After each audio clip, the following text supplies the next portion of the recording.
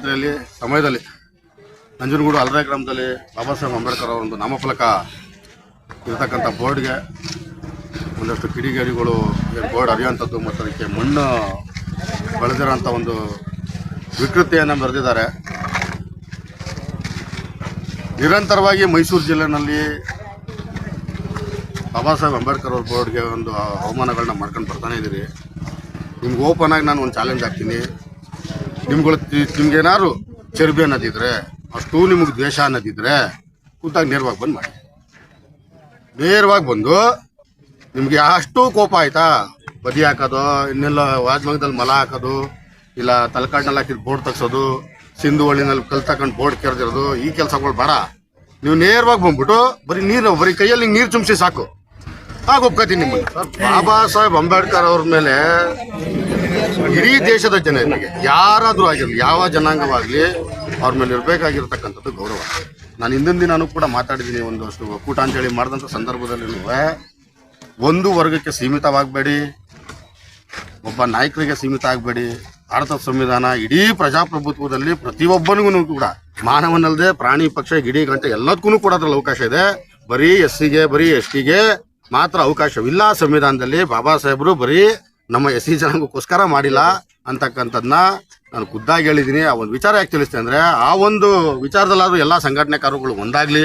ಈ ಒಂದು ಕೆಟ್ಟ ಮನಸ್ಥಿತಿಗಳನ್ನ ಏನು ತುಂಬಿದ್ದಾರೆ ರಾಜಕಾರಣಿಗಳು, ಭ್ರಷ್ಟ ರಾಜಕಾರಣಿಗಳು, ಒಂದಷ್ಟು ಸ್ವಯಂ ಪ್ರೇರಿತ ಸಂಘಟನೆ ಅವರು ಇವರೆಲ್ಲ ಏನು ಘೋಷಣೆ ಮಾಡ್ಕೊಂಡಿದ್ದಾರೆ ಅವ್ರಿಗೇನೆ ಅವ್ರುಗಳೆಲ್ಲ ತಲೆಯಲ್ಲಿ ತುಂಬ್ತಾರೆ ಕೆಲವರಿಗೆ ವಿಚಾರಗಳನ್ನ. ಅದಿಂಗೆ ಇದಿಂಗೆಪ್ಪ, ನಾವು ಈ ಥರ ಮಾಡಬೇಕು ಅಂತಕ್ಕಂಥದ್ದು. ಇದನ್ನು ಹೋಗ್ಲಿ, ಎಲ್ಲರಲ್ಲೂ ಕೂಡ ಭ್ರಾತೃತ್ವ ಭಾವನೆ ಬರಲಿ, ಎಲ್ಲರೂ ಸಮಾನತೆಯಿಂದಿರಲಿ ಅನ್ನೋ ಉದ್ದೇಶದಿಂದ ಜಿಲ್ಲೆನಲ್ಲಿ ರೀತಿ ನಡೀತಾ ಇದೆ ಅಂತಕ್ಕಂಥದ್ದು ವಿಚಾರ ಹೇಳಬೇಕು ಅಂತಂದರೆ, ಒಂದು ಸರ್ಕಾರಿ ಅಧಿಕಾರಿಗಳು ಕರೆಕ್ಟಾಗಿರ್ಬೇಕು.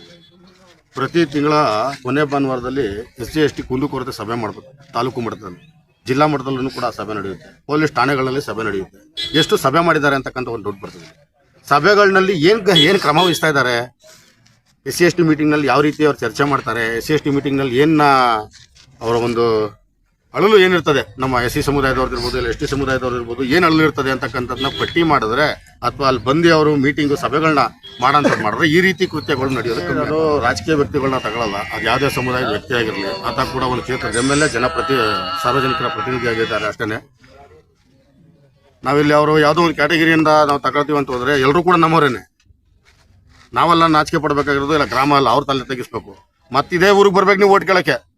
ಎಕ್ಕಡ ದಾರ ಹಾಕಿಸ್ತೀನಿ ಬಂದ್ರೆ ನಿಮಗೆ. ಈಗ ಹೇಳ್ತಾ ಇದ್ದೀನಿ, ಗ್ರಾಮಕ್ಕೆ ಏನಾರು ಅವ್ರುಗಳು ಬಂದ್ರೆ ಚಪ್ಪಲಿ ಹೊಡಿರಿ ಅವ್ರಿಗೆ. ನಾವು ಗ್ರಾಮಕ್ಕೆ ಓಟ್ ಕೇಳ್ಕೊಂಡ್ ಬರ್ತಾರಲ್ಲ, ಆಗ ಅವ್ರಗಳಿಗೆ ಏನಿಲ್ಲ, ಚಪ್ಪಲಿ ಹಿಡ್ಕೊಳ್ಳಿ ಬಾಗ್ಲೆ ಮುಂದೆ. ಓಟ್ ಕೇಳಕ್ ಕ್ಯಾನ್ವಸ್ ಬರ್ತಾರಲ್ಲ, ಹಾಗೆ ಚಪ್ಪಲಿ ಹಿಡ್ಕೊಂಡು ನಿಂತ್ಕೊಳ್ಳಿ. ಅವ್ರಿಗೆ ಅರ್ಥ ಆಗ್ಬಿಟ್ಟು ವಾಪಸ್ ಹೋಗ್ಬೇಕು. ಈ ತರ ನಡೆದಾಗ ಹೋದ ವರ್ಷನೂ ಕೂಡ ಚುನಾವಣಾ ಬಹಿಷ್ಕಾರದ ಪೋಸ್ಟರ್ ಹಾಕಿದ್ರು ಇಲ್ಲಿ. ಬೋರ್ಡ್ನ ಬಂದು ತೆಗಿಸ್ತೀರಿ ಯಾಕೆ? ನಿಮ್ಗೆ ಅವಮಾನ ಆಗ್ತದೆ ಅಂತನಾ? ಆ ಗಲಾಟೆ ಮಾಡಿದ್ರಲ್ಲ, ಮನೆ ಮಠ ನುಗ್ಗಿ ಹೊಡೆದಿ ಧ್ವಂಸ ಮಾಡಿದ್ರಲ್ಲಪ್ಪ. ಎಷ್ಟು ಏನ್ ರೆಡಿ ಮಾಡ್ಕೊಡಿದ್ದೀರಿ ಇಲ್ಲಿವರೆಗೂ? ಅಧಿಕಾರಿಗಳು ನಿದ್ದೆ ಮಾಡೋದು ಬಿಟ್ರೆ ಈ ಘಟನೆಗಳು ನಡೆಯಲ್ಲ. ನಾವು ಪ್ರತಿ ಸಾರಿ ಬಂದು ಸಂಘಟನೆಕಾರರಾಗ್ಲಿ, ಇಲ್ಲ ಸಮುದಾಯದವ್ರು ಹೋಗ್ಲಿ, ನಿಮ್ಗೆ ಎಚ್ಚರಿಸಕ್ಕಾಗಲ್ಲ. ತಾವು ತಗೊಳ್ಳೋಂಥ ಸಂಬಳಕ್ಕೆ ನಿಷ್ಠೆಯಿಂದ ಕೆಲಸ ಮಾಡಿದ್ರೆ ಈ ತರ ಘಟನೆಗಳು ನಡೆಯಲ್ಲ ಅಂತಕ್ಕಂಥ ಮಾತಾಡಿ. ಯಾಕಂತಂದ್ರೆ ಕಳೆದ ಬಾರಿನೂ ಕೂಡ ಈ ಒಂದು ಘಟನೆ ನಡೆದಂತ ಸಂದರ್ಭದಲ್ಲಿ ಪೊಲೀಸ್ ಇಲಾಖೆಯವರು, ತಾಲೂಕು ಆಡಳಿತದವರು ಚುರುಕಾಗಿದ್ದಿದ್ರೆ ಈ ಘಟನೆ ನಡೀತಾರಲ್ಲ ಈ ಗ್ರಾಮದಲ್ಲಿ. ರಾಜಕಾರಣಿಗಳ ಬೇಜವಾಬ್ದಾರಿತನ, ತಾಲೂಕು ಆಡಳಿತದ ಬೇಜವಾಬ್ದಾರಿತನ ನಿಜಕ್ಕೂ ನೋವಿನ ಸಂಗತಿ. ಬಟ್ ಆದ್ರೂ ನಾವು ಎದೆಗುಂದಲ್ಲ. ಭಾರತ ದೇಶದ ಮುಖ್ಯ ನ್ಯಾಯಾಧೀಶರಾಗಿ ಮೊನ್ನೆ ದಿನ ಪ್ರಮಾಣ ವಚನ ಸ್ವೀಕರಿಸಿರೋದು ಯಾರು? ಸಂತಸ ಪಡಬೇಕು ನಾವು. ಆ ಒಂದು ವಿಚಾರದಲ್ಲಿದ್ದೀವಿ.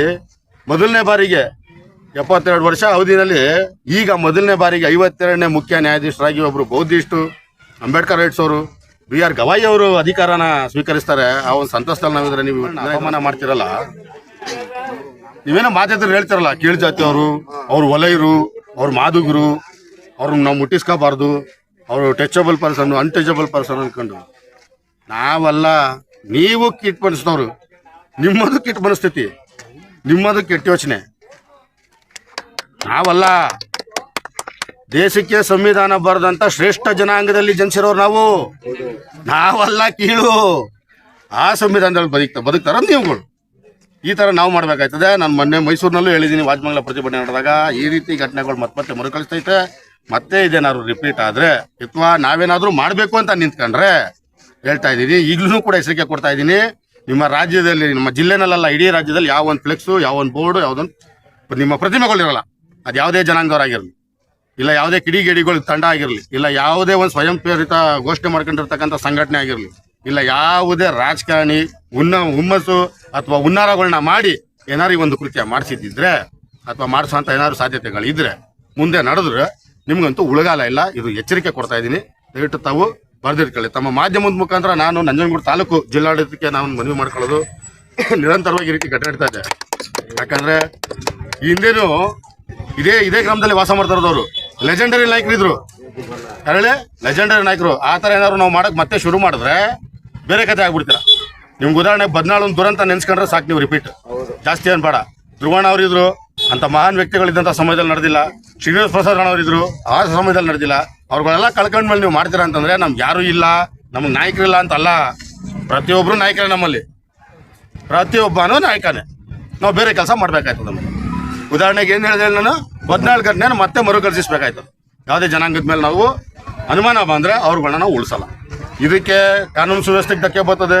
ಇನ್ನೊಂದಕ್ಕಾಗ್ತದಂತ ಪೊಲೀಸ್ ಇಲಾಖೆ ಅವರು ಆಮೇಲಿಂದ ಬಂದು ಮುನ್ನೆಚ್ಚರಿಕೆ ತಗೊಳ್ಳೋದಕ್ಕಿಂತ ಹೆಚ್ಚಾಗಿ ಈಗಲೇ ಮುಂಜಾಗ್ರತೆ ಕಥೆಯಿಂದ ಮತ್ತೆ ಈ ರೀತಿ ಘಟನೆಗಳು ನಡೀತಿರೋ ನೋಡ್ಕೋಬೇಕಾಗಿರೋದು ಅವರ ಕರ್ತವ್ಯ ಅಂತ ಹೇಳಿ ಇಚ್ಛಿಸ್ತೇನೆ.